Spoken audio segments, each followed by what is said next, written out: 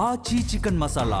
కొద్ది రోజులుగా ఇటు ఏదైతే జీవన్ రెడ్డి ఇటు కాంగ్రెస్ పార్టీకి రాజీనామా చేసిన తర్వాత బీఆర్ఎస్ పార్టీకి వెళ్తారని చెప్పి ప్రచారం జరుగుతున్నటువంటి నేపథ్యం లోపల ఇటు అమెరికా పర్యటన ముగించుకొని ఇటు ఏదైతే తెలంగాణకు వచ్చిన తర్వాత ఈ రోజు మాజీ మంత్రి జీవన్ రెడ్డిని ఇటు కలవడానికి మధ్యాహ్నం 2 గంటల సమయం లోపల కేటీఆర్ వస్తున్నారు. ప్రస్తుతం నాకు అందుబాటు లోపల జీవన్ రెడ్డి గారు ఉన్నారు. సార్ చెప్పండి, ముఖ్యంగా కేటీఆర్ గారు ఏ టైంలో వస్తారు? నేను మీతో ఫోన్ లో కూడా మాట్లాడారు. అంటే మిమ్మల్ని బీఆర్ఎస్ పార్టీలోకి ఆహ్వానించినట్టు ఇవాళ ఆహ్వానించడానికి వస్తున్నారా, కన్ఫర్మ్ అయిపోయినట్టే? అంటే 2 o'clock వారు ఈజ్ ఎక్స్పెక్టెడ్ టు కమ్. అంటే వాస్తవంగా ఏదైతే బీఆర్ఎస్ ప్రస్తున్న పరిస్థితులలో నేను కాంగ్రెస్ పార్టీ వీటి నాడే ప్రత్యామ్నాయంగా ఏ పార్టీలో చేరాలనేటువంటి ఆలోచన నిర్ణయం తీసుకోవడానికి కొంత సమయం తీసుకోవడం జరిగింది.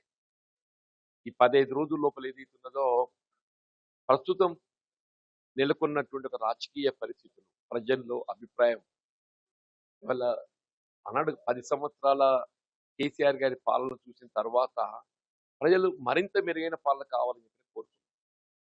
కానీ వాస్తవంగా ఇవాళ కాంగ్రెస్ ప్రభుత్వం ఏర్పడ్డ ఈ 2.5 సంవత్సరాల కాలంలో రేవంత్ రెడ్డి గారు ముఖ్యమంత్రి అయిన తర్వాత ఏదైతుందో ఇలా గత దశాబ్ద కాలం 10 సంవత్సరాల కంటే మెరుగైన పాలన మనం పొందుతాం అని భావించడమో, పొందాలని భావించడమో, అది వాళ్ళు ఏమి తిరోగమన చర్యగా పోతుందని చెప్పండి. తిరోగమన చర్యగా పోతుంది. ఆనాడు ఏదైతుందో కేసీఆర్ గారు ముఖ్యంగా గ్రామీణ ప్రాంతం వీళ్ళ కులం ఏదైనా కానీ అందరిది రైతాంగం, రైతు కూలీలు అని చెప్పండి. అటువంటి రైతాంగాన్ని పెట్టుబడి సమకూర్చాలనే ఒక భావనతోని దేశంలో ఎక్కడ లేని విధంగా రైతు బంధు కార్యక్రమాన్ని ప్రవేశపెట్టింది. అది వాళ్ళు నీరు గారుస్తున్నారు అని చెప్పండి. రైతు బంధు, రైతు భరోసా ఏదైనా కానీ మనం వ్యవసాయం ఆరంభం లోపల దాన్ని సమకూర్చాలి. వీళ్ళ పంట చేతికి వచ్చే సమయాన్ని కూడా నువ్వు పెట్టుబడి సమకూర్చలేకపోతున్నావు చెప్పండి. రుణమాఫీ అనేది ఏదైతే ఉందో అది పూర్తి స్థాయిలో అమలు చేయగలిగినప్పుడు మాత్రమే రైతుకు సంతృప్తి కలిగిస్తుంది. నువ్వు 2 లక్షల రూపాయల వరకు రుణమాఫీ చేసడం జరుగుతుందని చెప్పి పేర్కొన్నా కానీ 2 లక్షల రూపాయలు మించిన వాళ్ళు ఉంటే 2 లక్షల రూపాయల వరకు అమలు చేయు. 2 లక్షల రూపాయలు మించిపోయింది కాబట్టి వరకు రుణమాఫీ లబ్ధి ఉండకూడదు అని చెప్పారంటే ఆల్మోస్ట్ 30% ఫార్మర్స్ ఆర్ ఏమో 2 లక్షల పైన రుణం కలిగి ఉన్నటువంటి వాళ్ళు అని చెప్పి అంటున్నాను నేను. ఇలా పంట నష్టపోతే ఏదైతుందో రైతు బీమా సౌకర్యం లేదు, పంట నష్టపరిహారం కల్పించేటువంటి అవకాశం లేదు. వీళ్ళ రైతాంగమే కాదు, రైతు కూలీలకి ఏదైతుందో నెలకు 1000 రూపాయలు కనీసం, సంవత్సరానికి 12,000 రూపాయలు కల్పిస్తామని చెప్పని మనం పేర్కొనమే. అది ఇంతవరకు ఏదైతే కార్యరూపం దాల్చలేదు చెప్పంటున్నాను నేను. ఇలా బలహీన వర్గాలు ప్రధానంగా ఏ వర్గం కూడా చెప్పంటున్నా.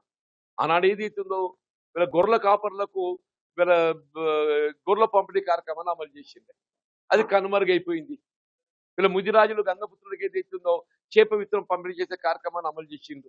వీళ్ళు అదేదైతుందో కనుమరుగైపోయింది, దిశకు వచ్చిందని చెప్పండి. 2.5 సంవత్సరాల లోపల రేవంత్ రెడ్డి ప్రభుత్వం అన్ని రంగాల లోపల విఫలమైందని భావించవచ్చు అంటారా?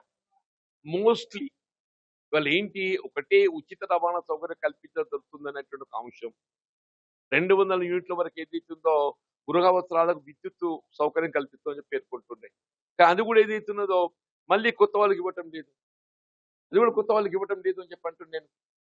ఇలా మన ప్రచార ఆర్భాటాలు తప్ప ముఖ్యంగా మనం తెలంగాణ రాష్ట్ర ఏర్పాటే ప్రధానంగా విద్యార్థులు, నిరుద్యోగ యువత, ఉద్యోగస్తులు, ఉపాధ్యాయులు చెప్పంటారు. తెలంగాణ రాష్ట్ర ఏర్పాటు ఉద్యమం ఇలా విద్యార్థులు వాళ్ళు ఏ వర్గమే కానివ్వండి, దళితులు, బలహీన వర్గాలు, అల్పసంఖ్యాక వర్గాలు వాళ్ళకు ఉచిత ఫీజు రియంబర్స్మెంట్ కార్యక్రమాన్ని ఉమ్మడి రాష్ట్రం కాంగ్రెస్ పార్టీ అమలు చేస్తూ ఆరంభించింది. అది వాళ్ళు నీరు గార్చింది. చివరి కోర్టు ఏదైతుందో మొట్టికాయలు వేసి ప్రభుత్వం చెల్లించలేనప్పుడు మరి పేరెంట్స్ దగ్గర వసూలు చేయండి తప్పలేదు అని చెప్పే కాడికి వచ్చిందని చెప్పండి. కేరళ ఎన్నికల ప్రచారం లోపల తెలంగాణ మోడల్ తెలంగాణ లోపల ఎక్కడ లేని విధంగా అంటే ఉచిత బస్సు ఇవన్నీ మోడల్ గా ఉన్నది. కేరళ కూడా ఇటు తెలంగాణను చూసి నేర్చుకోవాలని చెప్పి ఇటు రేవంత్ రెడ్డి గారు ఎన్నికల ప్రచారం. అసలు కేరళకు మనకు పోలికే లేదేనా అని అంటున్నాను. విద్యలో వాళ్ళు ఎక్కడుండో మనం ఎక్కడున్నామని చెప్పంటున్నాను.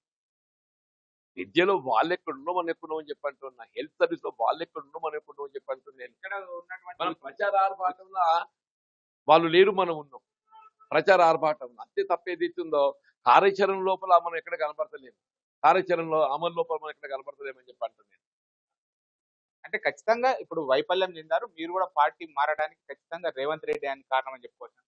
100%. ఎందుకంటే ప్రభుత్వ అధినేత ఆయన. ఇలా ప్రభుత్వానికి పేరు వచ్చినా ముఖ్యమంత్రి గారి వల్ల పాలన మెరుగుంది కాబట్టి ఆయనకి పేరు వస్తది. ప్రభుత్వం వైఫల్యం చెందిన గాని ఏదైతుందో ముఖ్యమంత్రి గారు ఆశించిన ఫలాలు అందించలేకపోయింది కాబట్టి వైఫల్యం చెందిందని చెప్పి భావించడం సహజమని చెప్పంటుంది. డెఫినెట్లీ రేవంత్ రెడ్డి గారు దీని యొక్క బాధ్యత వహించాల్సి ఉంటుంది. మీరు కూడా నాడు మేనిఫెస్టో రూపకల్పన లోపల కీలక పాత్ర ఉన్నారు. తులం బంగారం కూడా మీరు ప్రవేశపెట్టినటువంటి పథకమే. అది కూడా మీ అంటే ఎక్కడ కూడా ఇప్పటి వరకు ఆచరణకు నోచుకోవడం లేదు కదా. ఒక విధంగా ప్రభుత్వం అధికారం రావటం లోపల అది కూడా ఒక భాగం. ఆడబిడ్డలకి ఏదైతుందో వీళ్ళ కేసీఆర్ గారి ప్రభుత్వం ₹1,00,000 కళ్యాణ లక్ష్మి షాదీ ముబారక్ ఏదో కల్పించింది. అంతకంటే అదనంగా కల్పిస్తామని చెప్పని మనం ఆశ కల్పించడం. వీళ్ళ కార్యాచరణలో అది ఏదైతుందో నోచుకోవటం లేదు. కార్యాచరణ నోచుకోవటం లేదు.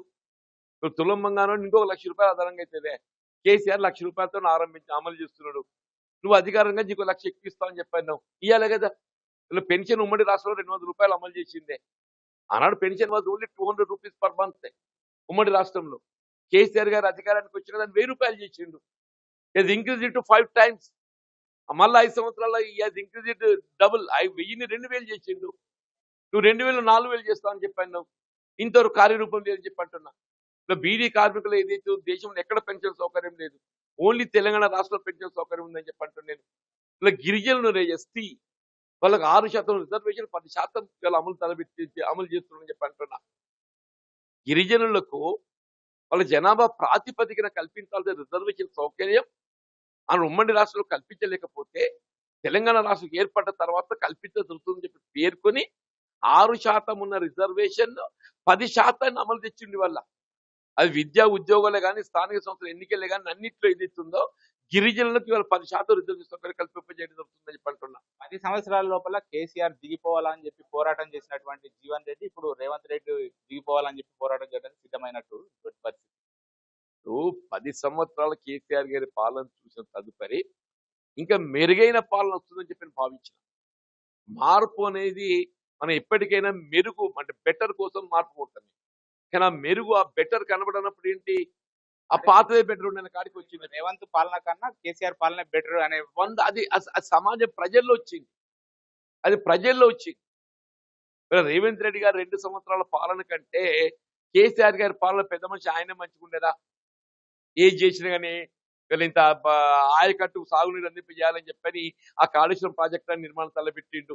అదేదో 2 పిల్లర్లు కుంగిపోతే 2 సంవత్సరాలు కట్టిన పునర్నిర్మాణం లేదు. ప్రత్యామ్నాయంగా తుమ్మిడియేటి వద్ద బ్యారేజ్ నిర్మాణం చేస్తామని చెప్పినారు. అది లేదు. గతంలో కాళేశ్వరం మీద మీరే విమర్శలు చేశారు. తుమ్మడేటి వద్దనే అప్పుడు కాంగ్రెస్ ప్రభుత్వం చేపట్టినటువంటి తుమ్మడేటి దగ్గర చేయకుండా కాళేశ్వరం నిర్మించారని అప్పుడే అన్నారు. ఇప్పుడు అంటే కాళేశ్వరం ద్వారానే పంట పొలాలకు నీరు వస్తున్నాయి. ఇప్పుడు వాస్తవమే ఆనాడు ఏదైతుందో 152 మీటర్ లెవెల్లో నిర్మాణం చేయగలిగితే బాగుంటుందని చెప్పని మనం అంచనాలు రూపొందించాం. 152 మీటర్ల లెవెల్లో సాధ్యం కానప్పుడు ఏదైతుందో అది 148 మీటర్ లెవెల్కి ఏదైతుందో అనుమతులు పొందిన 148 మీటర్ లెవెల్ కన్నా ఏదైతుందో మన ఇక్కడ కాళేశ్వరం మేడిగడ్డ వద్ద 100 మీటర్ల లెవెల్తో ఇంకొక 2 లిఫ్ట్లు అదనంగా అవుతుంది. ఆ 2 లిఫ్ట్ల అదనంతో ఏదైతుందో ఈ పుష్కలంగా నీరు లభించే అవకాశం మనం పొందుతున్నాం అని చెప్పి అంటున్నాం. కాబట్టి ఏదైతే అల్టిమేట్ ఇట్ ఇస్ ప్రూవ్డ్. ఇలా మీరు తుమ్మడిహట్టి వద్ద ఒక బ్యారేజ్ నిర్మాణంతో నీరు మళ్లింపు చేయగలిగితే డెఫినెట్లీ కొంత మెరుగుంటది. కానీ ఈ ప్రభుత్వం దాని కార్యాచరణ రూపొందిస్తలేదు. ఇలా 2.5 సంవత్సరాలు గడిచిపోయింది. ఇంతవరకు డిజైన్స్ కూడా డిపిఆర్ రూపకల్పన చేయలేదు. ఇప్పుడు 6 మాసాల లోపల అయిపోయేటువంటి ఒక మేడిగడ్డ బ్యారేజ్ పునరుద్ధరణ 2.5 సంవత్సరాలు గడిచిందా? ఎంతవరకు కేసీఆర్ దోషిగా నిలబెట్టే ప్రయత్నం చేయడం జరుగుతుంది తప్ప రాష్ట్ర ప్రజల హితం గురించి ఆలోచన లేదే. రాష్ట్ర ప్రజల హితం గురించి ఆలోచన చేయి. ఈ 2 సంవత్సరాలు మన కరువు రాలేదు, ప్రకృతి సహకరించింది. రేపు దురదృష్టం కొద్ది కరువు వస్తే అప్పుడేం కావాలి మన పరిస్థితి? ఇప్పటికి మేడిగడ్డ పునరుద్ధరణకు ఏదైతుందో కార్యాచరణ లేదు ఇవాళని కూడా. సాధారణంగా జాతీయ పార్టీ వదిలేసి మరో జాతీయ పార్టీ వరకు అడుగులు వేస్తారు. కానీ మీరు ప్రాంతీయ పార్టీ వైపు వేస్తున్నారు. అంటే ఇప్పుడున్నటువంటి పరిస్థితి లోపల బీఆర్ఎస్ఏ ప్రత్యామ్నాయం భావించవచ్చా? 100% రాష్ట్ర స్థాయి లోపల ఏదైతుందో regional parties playing key role. Definitely జాతీయ స్థాయిలో జాతీయ రాజకీయ పార్టీలు ఏ విధంగానైతే ప్రధాన పాత్ర పోషిస్తూ రాష్ట్ర స్థాయిలో regional parties playing major role. మరి మీరు ఎక్కడ ఏ రాష్ట్రం తీసుకోండి చెప్పంటుండే. మరి తమిళనాడు తీసుకోండి, regional parties playing major role. మీరు ఎక్కడ ఏ రాష్ట్రం తీసుకున్నా కానీ తెలంగాణ రాష్ట్రం ఏదైతుందో ఇక్కడ ఇది ఉద్యమంతో తెలంగాణ రాష్ట్రాన్ని సాధించుకున్నది. అది ఒక ఉద్యమ పార్టీ అయితేనే మళ్ళీ తెలంగాణ రాష్ట్ర పునర్నిర్మాణం చేసుకోగలుగుతున్న ఒక భావన ప్రజలు ఏర్పడ్డది. దానికి అనుగుణంగా నిర్ణయం తీసుకుంటారు. మీతోనే కేసీఆర్ గారు ఇట్లా ఫోన్ లో మాట్లాడారా? అంటే బీఆర్ఎస్ పార్టీలోకి రావాలని చెప్పి ఆహ్వానించారా? లేకపోతే ఇలా కేటీఆర్ గారు నిన్న మాట్లాడారు? నేను కేసీఆర్ గారితో మాట్లాడడం జరగలేదు. కేటీఆర్ గారితోనే మాట్లాడడం జరిగింది. కేటీఆర్ గారు ఈ రోజు వస్తున్నారు. తప్పకుండా కేటీఆర్ గారు already I made up my mind దానికి అనుగుణంగానే దీంట్లో కేటీఆర్ గారు రావడం జరుగుతుంది. ఇలా భవిష్యత్తు కార్యాచరణ పార్టీలో చేరటం అనేది దాని కార్యరూపం ఇవ్వడానికి వాళ్ళు ఏ విధంగా నిర్ణయిస్తారో దానికి అనుగుణంగా ముందుకు పోవడం. ఎప్పుడు ఉండబోతుంది సార్ బీఆర్ఎస్ పార్టీలో? అది ఓన్లీ ఆఫ్టర్ ఈజ్ అరైవల్.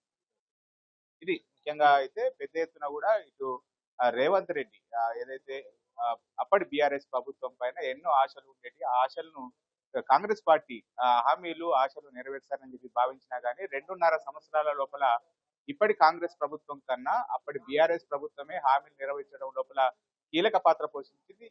ఇదే కారణంగా తాను బీఆర్ఎస్ పార్టీలోకి వెళ్ళడానికి మొత్తం నిర్ణయం కూడా అయిపోయింది. ఈ రోజు కేటీఆర్ ఇక్కడికి వచ్చిన తర్వాత అతనితో సమావేశమైన తర్వాత సార్ ఇప్పుడు ముఖ్యంగా అంటే మీకు అంటే ఇవన్నిటితో పాటుగా ఇక్కడ సంజయ్ కుమార్ కూడా అంటే మీరు ఇంతకు ముందు కూడా సంజయ్ కుమార్ పైన ఇక్కడ కీలక వ్యాఖ్యలు చేశారు. ఆ బీఆర్ఎస్ పార్టీ లోపల ఉన్నట్టున అనుకుంటూనే కాంగ్రెస్ పార్టీలో చేరాలని చెప్తున్నటువంటి పరిస్థితి. మీరు ఫిరాయింపుల దాని మీద పెద్ద ఎత్తున కూడా పోరాటం చేస్తున్నారు. అంటే వాస్తవం కూడా కాంగ్రెస్ పార్టీ రాహుల్ గాంధీ గారు ఏదిస్తుందో 10th షెడ్యూల్ మరింత బలోపేతం చేయాలని చెప్పి భావించి తలంచింది. మరి అటువంటి యొక్క రాహుల్ గాంధీ గారి యొక్క ఆలోచనకు భిన్నంగా రాష్ట్ర ప్రభుత్వం రాష్ట్ర పార్టీని తీసుకోవటం ఏదైతుందో అది కొంత నా కొరకనే కాదు, స్థానికంగా రాష్ట్రంలో ఉండేటువంటి యొక్క దశాబ్దాల తరబడి పార్టీ నిర్మాణం కొరకు బలోపేతం కొరకు పనిచేసిన కార్యకర్తల్లో నిరుత్సాహాన్ని పెంపొందించింది. దాని పరిణామం ఏదైతుందో ఇవాళ పార్టీ ఒక విధంగా నిర్వీర్యం కావడానికి అది కూడా కారణం అని చెప్పట్టు నేను. ఇప్పుడు ఎవడైతే 10 ఏళ్ళకి కష్టపడ్డాడో వాడు దాని ఫలాలు పొందాలని చూస్తాడే. ఆ 10 ఏళ్ళకి కష్టపడ్డాడు పొందాల్సిన ఫలాలు అని లభించకుండా పొందే అవకాశం లేకుండా ఎవడు ఇవ్వాలొచ్చిన కల్పిస్తుందని చెప్పి చూస్తే ఎట్లా కూర్చుంటారే. That's also one of the reason party నిర్వీర్యం కావడానికి. మీరు చాలా సార్లు కూడా సంజయ్ కుమార్ మీద ఇటు పార్టీ ఫిరాయింపుల మీద పోరాటం చేసేటప్పుడు మీ కార్యకర్తలకు కూడా మిమ్మల్ని నమ్ముకున్నటువంటి వాళ్ళకు కూడా న్యాయం చేస్తామని చెప్పి అధిష్టానం భరోసా ఇచ్చింది.